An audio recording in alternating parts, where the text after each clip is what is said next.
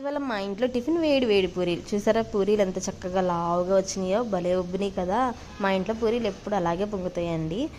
మీ ఇంట్లోనే కాదు, మా ఇంట్లోనూ పూరీలు బాగా పొంగుతాయి అని చెప్పి చాలామంది అనుకోవచ్చు. కాకిపిల్ల కాకికే ముద్దు కదండి, అలాగే మేము చేసిన పూరీలు మాకు మాత్రమే ముద్దు, అందుకని చెప్పి పొగుడుకున్నాం అనమాట. అసలు ఈ వీడియో కారణం ఏంటంటే, నిన్న నైట్ చెప్పాను అనమాట, అత్తయ్య తెల్లారితే అంటే రేపు మార్నింగ్ పూరీ చేసుకుందాం, మీరు స్నానం చేసి పూజ చేసుకోండి, నేను పూరీ పిండి కలిపేసి కర్రీ రెడీ చేస్తాను, మీరు వచ్చాక ఇద్దరం కలిసి పూరీలు ఒకళ్ళు చేస్తూ ఉంటే ఒకళ్ళు వేగిద్దామని చెప్పి.